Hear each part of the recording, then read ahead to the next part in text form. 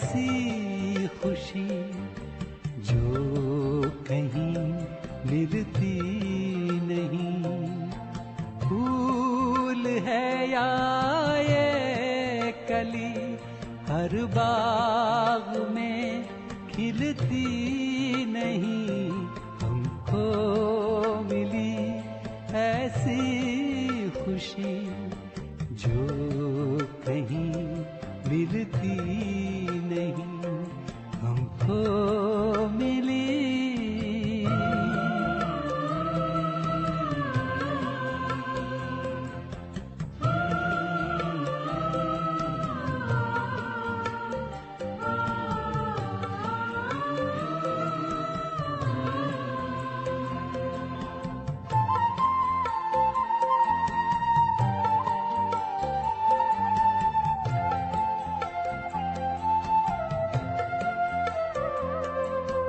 रूप भी अनूप है, वाजब ये रंग है। जगमगाए ज्योति बिंदु वो तो अपने संग है। रात दिन अब ये नजर उनसे जरा हटती नहीं। रात दिन अब ये नजर उनसे जरा हटती नहीं। हमको मिली ऐसी खुशी जो कहीं मिलती नहीं। हमको मिली।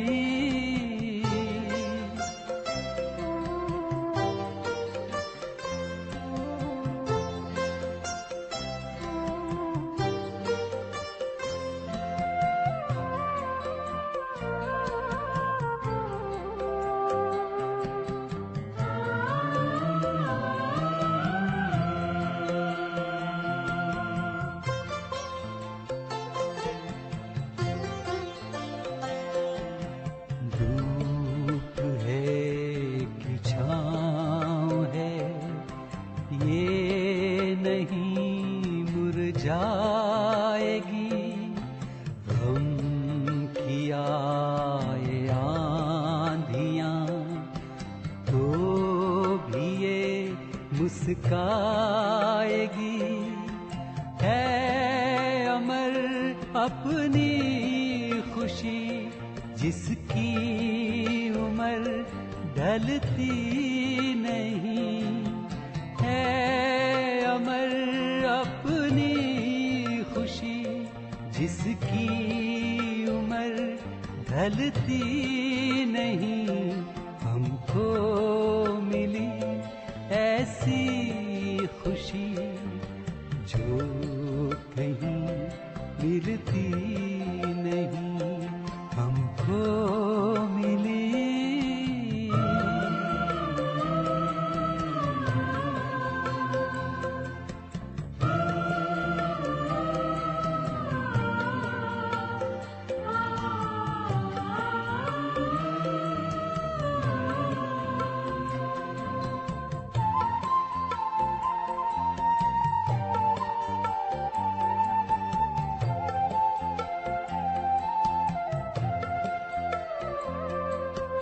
धन रहे या ना रहे।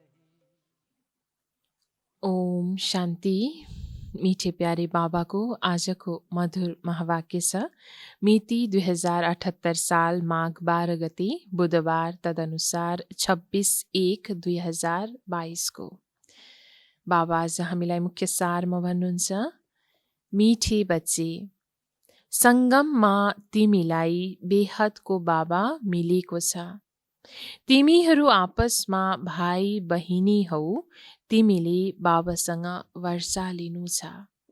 बाबा हामीलाई सङ्गम युगको घडी याद दिलाउँदै हुनुहुन्छ र भन्नुहुन्छ यो सङ्गम युगको समयमा हामीलाई बेहदको बाबा मिल्नुभएको छ।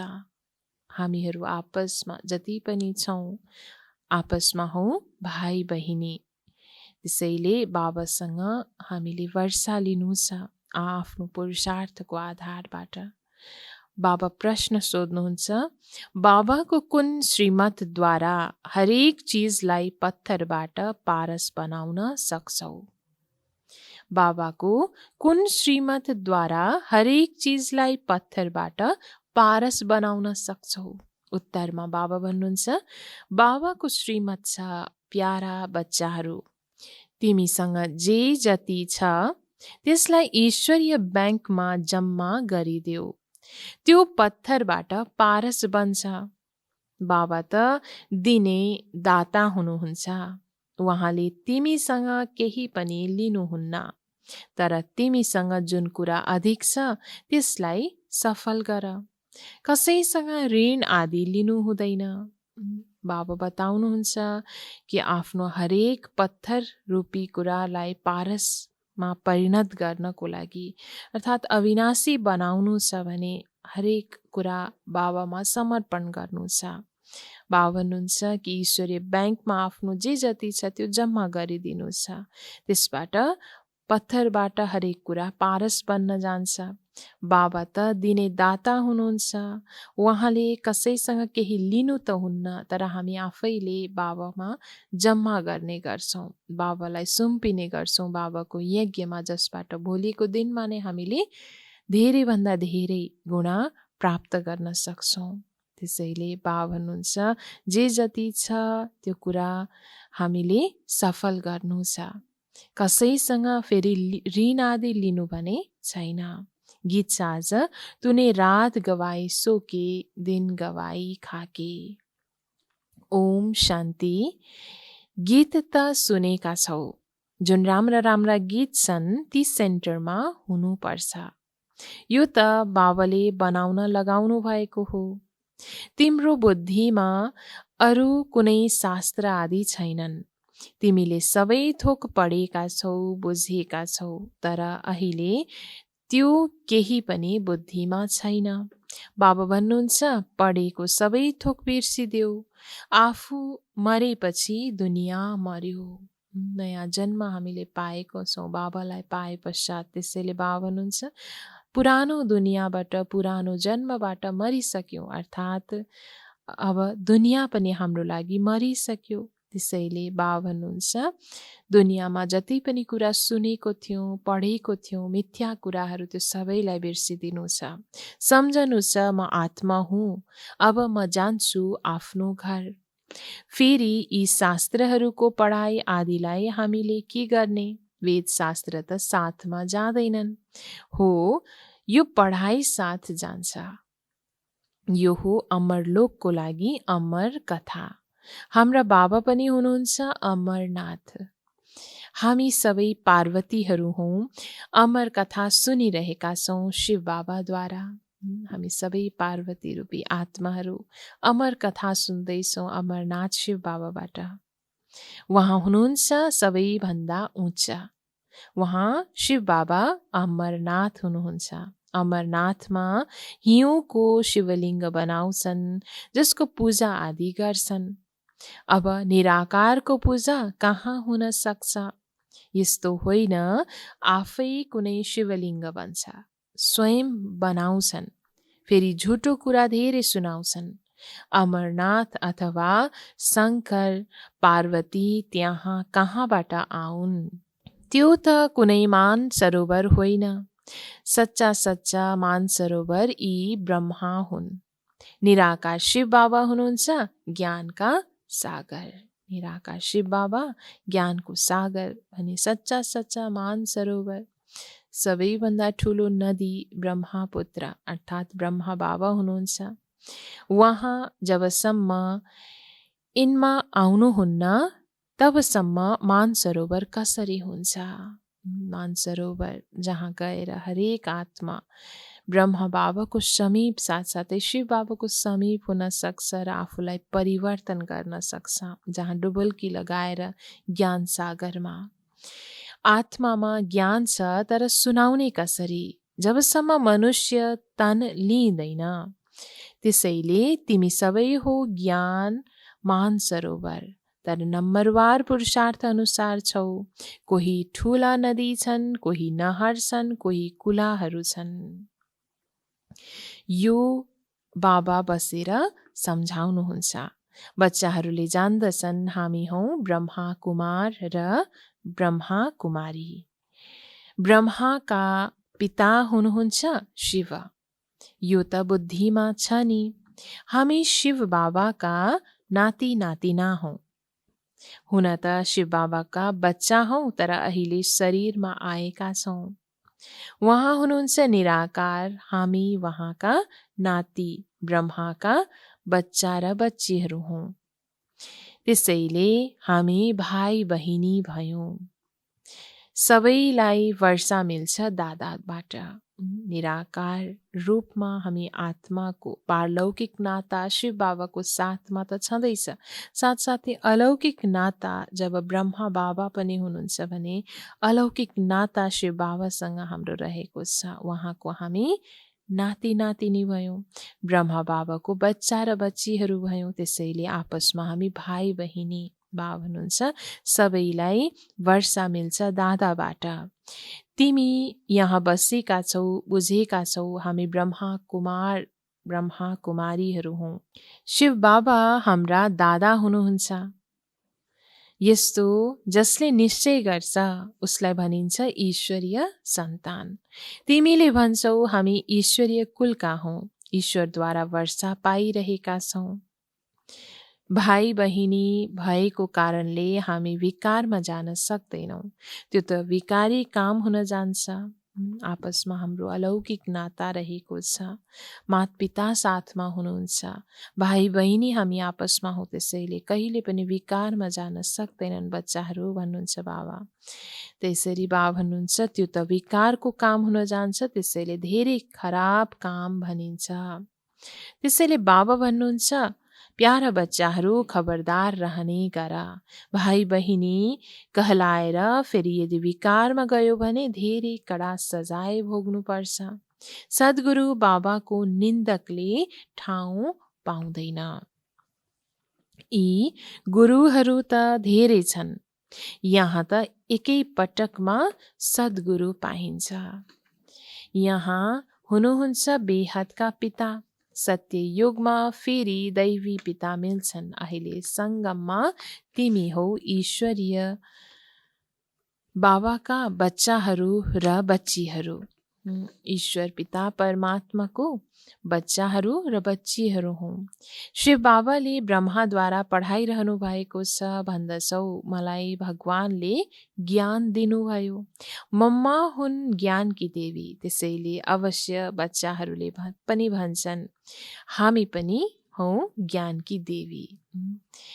यसरी मम्माले जसरी भन्नुभएको थियो म ज्ञानकी देवी हुँ, त्यसरी नै मम्माको सन्तान हामी बच्चाहरू पनि भन्छौँ हामी पनि हौँ ज्ञानकी देवी। माता पिताले ज्ञान दिइरहनु भएको छ सृष्टि चक्रको। भगवान ब्रह्मालाई भनिँदैन। भगवान त एक हुनुहुन्छ, बाँकी भए उहाँका बच्चाहरू ब्रह्मा र ब्रह्मा कुमार कुमारीहरू। अहिले यी ब्रह्मा त गुप्त छन् र मम्मा ज्ञानकी देवी त प्रत्यक्ष छन्। वास्तवमा तिमीहरू त ब्रह्माका बच्चा भयौ नि। उनलाई भनिन्छ गॉड अफ ज्ञान। उहाँलाई ज्ञान मिल्यो शिवद्वारा। फेरि पनि ब्रह्मालाई भगवान भन्न सकिँदैन। ब्रह्माको पनि हातमा शास्त्र देखाइएको छ। साथसाथै मम्मा सरस्वती ज्ञानकी देवीको हातमा पनि त्यो शास्त्र देखाइएको छ र भनिन्छ ज्ञानकी देवी भनेर, ज्ञानको देवता भनेर। तर ब्रह्मालाई कहिले भगवान नै त भनिँदैन। बाबा भन्नुहुन्छ भगवान त एक हुनुहुन्छ। तिमीलाई थाहा छ कल्प पहिला पनि अवश्य परमपिता परमात्माले ब्रह्माद्वारा सृष्टि रच्नुभयो। त्यसैले अवश्य सबैभन्दा पहिला ब्राह्मण नै हुन्छन्। अरू जुन यज्ञहरू हुन्छन् त्यसमा कुनै यस्तो हुँदैन जुन यसरी वर्षौंसम्म यज्ञ चलोस्। अक्सर गरेर 7 दिन चल्छ।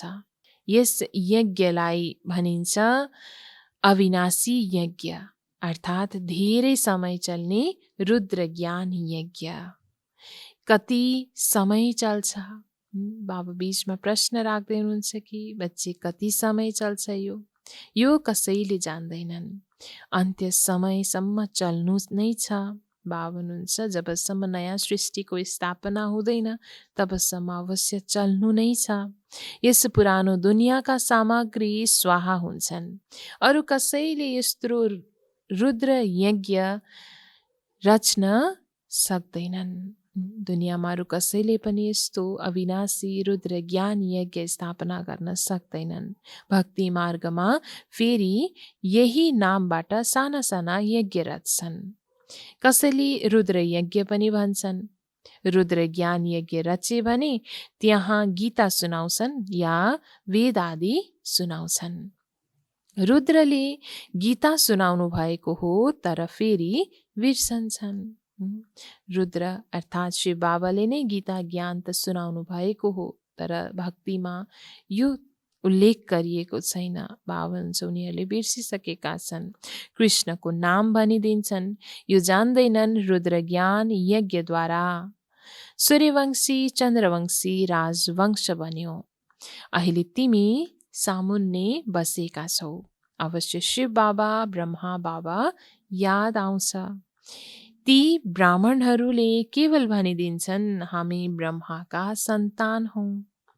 देवताहरूका सन्तान देवता हुन्छन्, क्षत्रियका सन्तान क्षत्रिय हुन्छन्।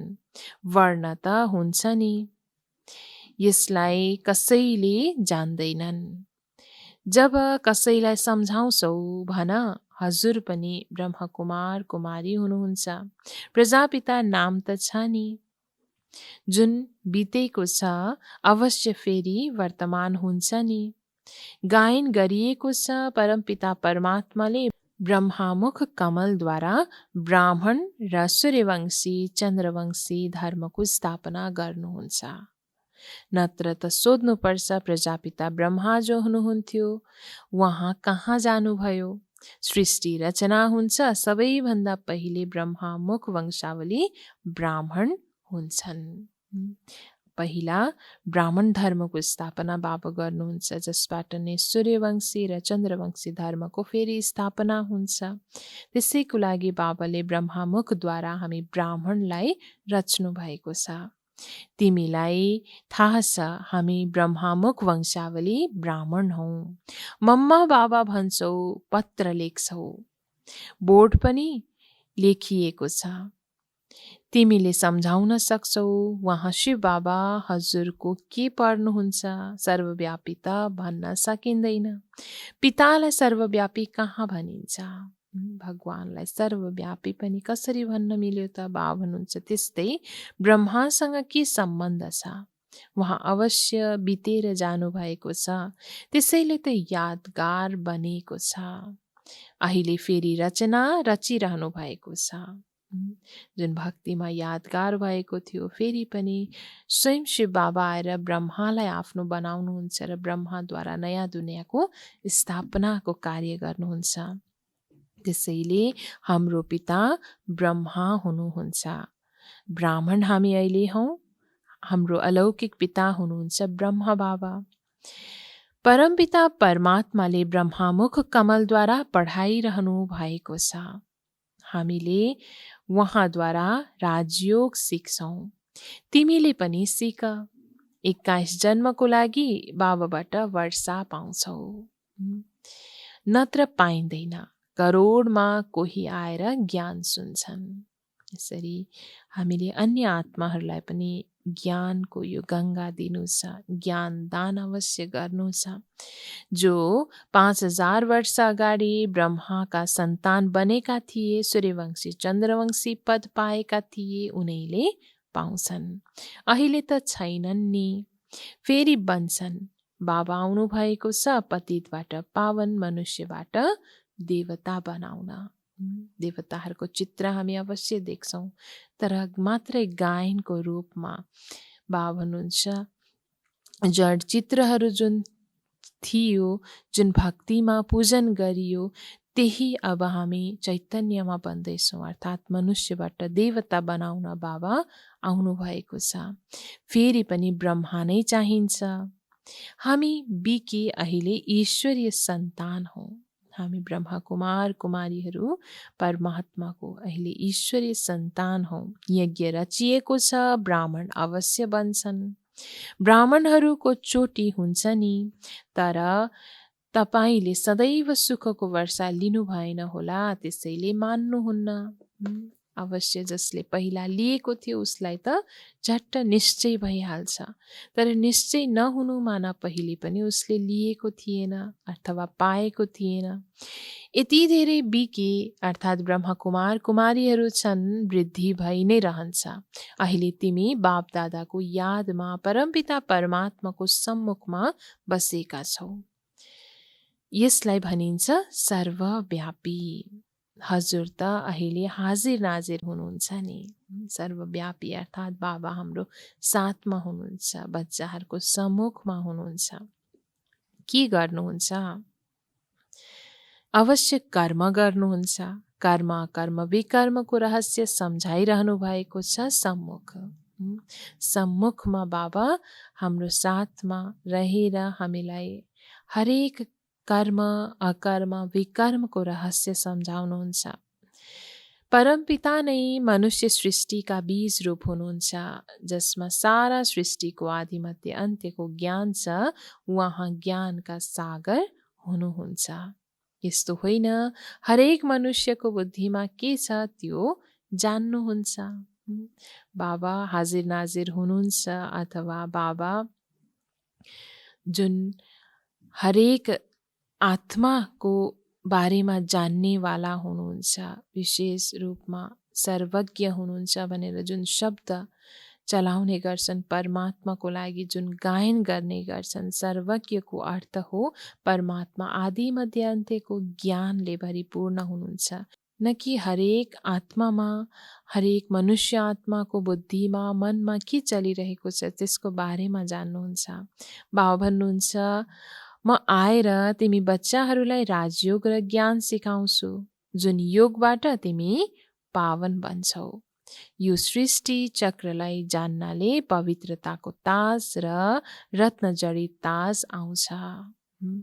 बाबा भन्नुहुन्छ, यो सृष्टि चक्रको ज्ञानलाई जब हामी जान्दछौँ, मनन गर्छौँ भने नै आत्मा पवित्र बन्दै जान्छ र पवित्रताको ताज हामीलाई मिल्छ। साथसाथै ज्ञानको चक्र फेराउनाले रत्नजडित ताज पनि हामीलाई मिल्छ भविष्यको लागि। यसलाई अविनाशी ज्ञान रत्न भनिन्छ।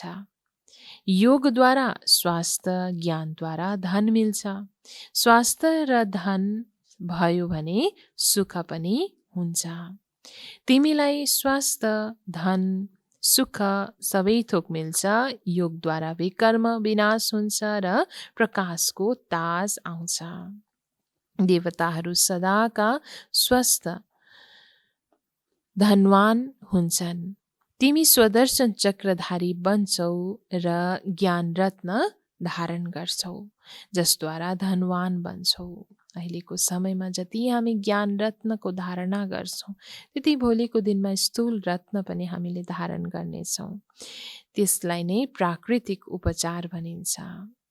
यही समयमा अहिले बाबाले हाम्रो प्राकृतिक उपचार गर्दै हुनुहुन्छ।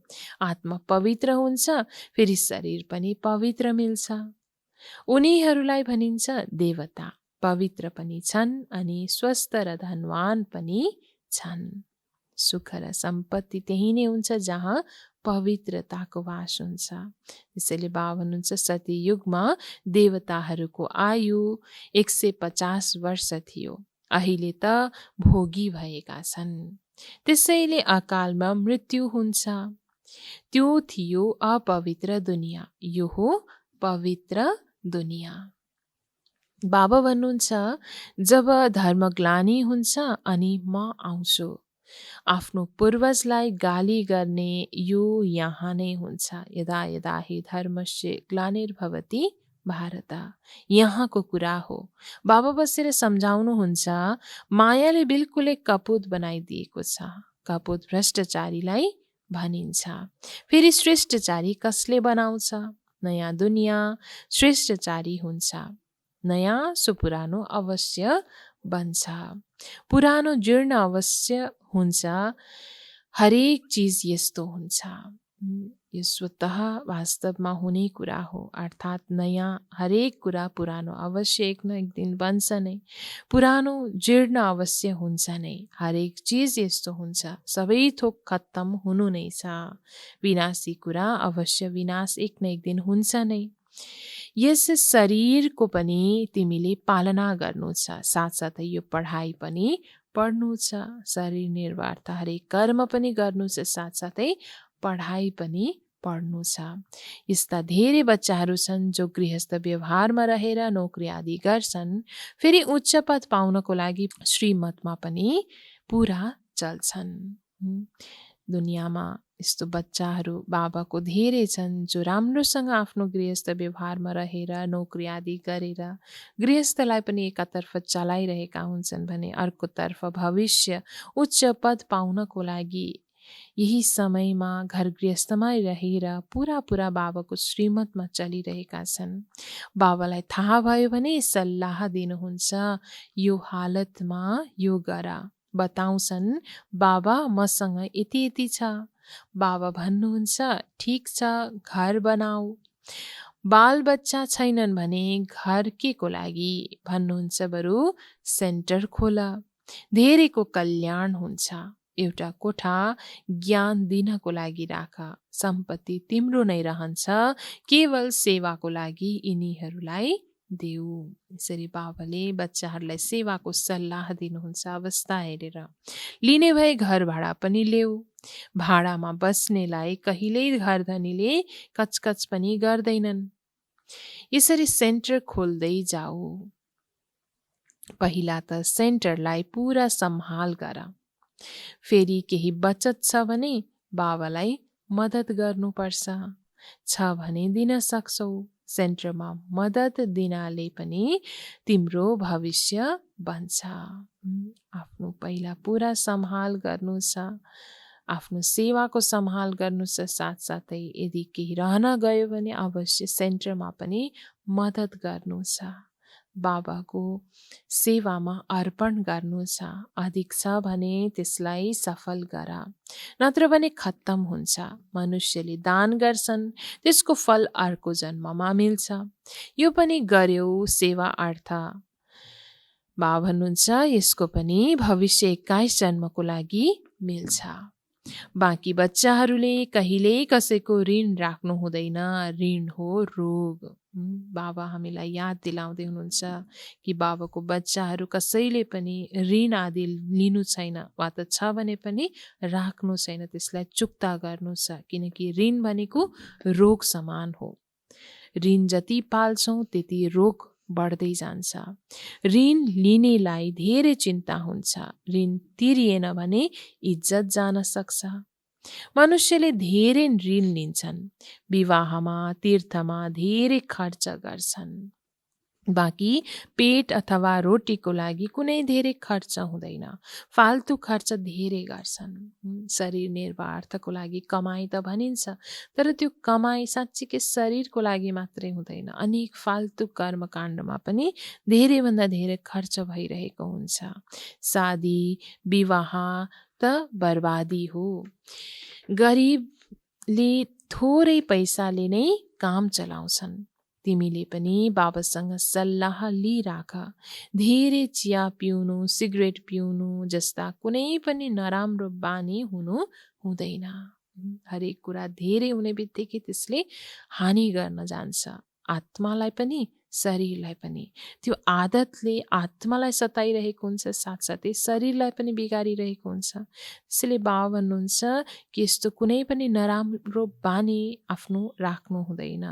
यदि त्यस्तो आदत छ, संस्कार छ भने त्यसलाई परिवर्तन गर्नु छ। श्रीमतमा चल्नुपर्छ। मनुष्यहरूले पैसा जम्मा गर्छन्। तिम्रो यो नम्बर 1 ब्याङ्क हो।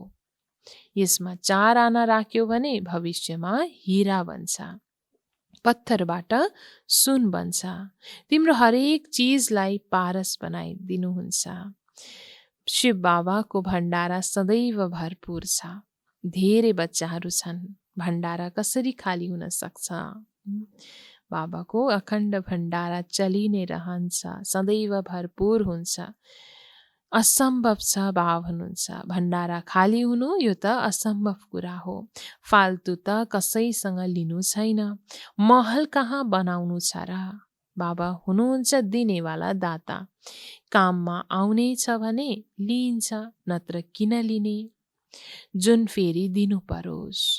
अन्त्य समयमा जब बाबाको कार्य, नयाँ दुनियाँको स्थापनाको कार्य समापन भइसकेको हुन्छ, विनाश नजदिक आइसकेको हुन्छ, त्यो बेलामा बाबाले बच्चाहरूबाट लिएर के गर्ने? बाबा बताउनुहुन्छ, लिनुको कुनै अर्थै रहँदैन, जबकि त्यतिखेर फेरि दिनु परोस्। यदि तुरुन्तै दिनु पर्यो भने लिनुको के आवश्यकता? यदि काममा नै आउँदैन भने बाबाले अन्त्य समयमा बच्चाहरूसँग के लिनुहुन्छ र? अच्छा, मिठे मिठे सिकेलेदे बच्चाहरूप्रति माता पिता बाप दादाको याद प्यार एवं गुड मर्निङ।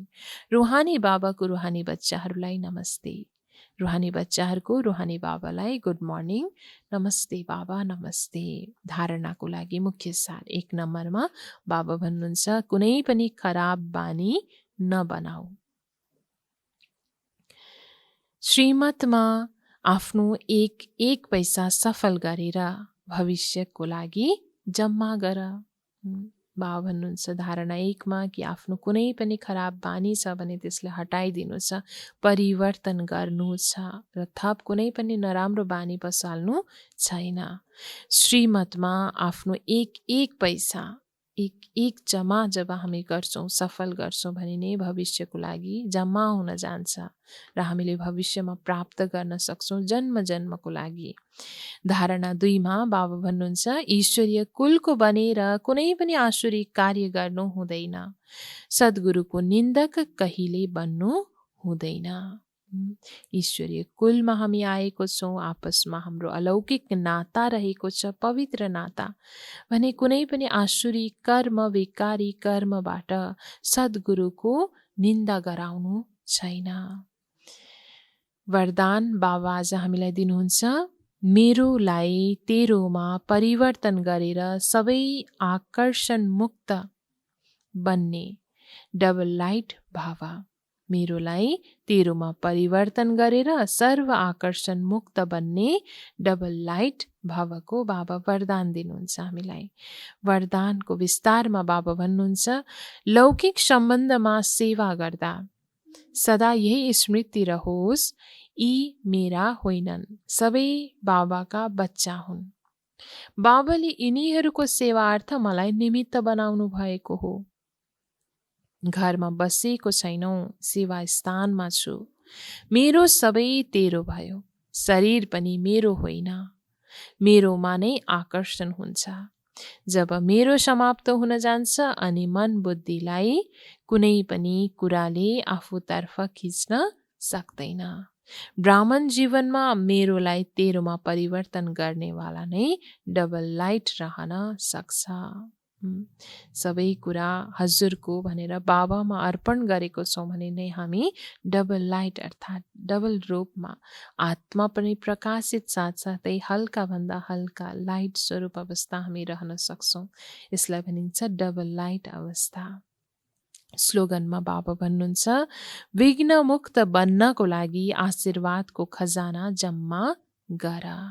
विघ्न मुक्त बन्नको लागि आशीर्वादको खजाना जम्मा गर।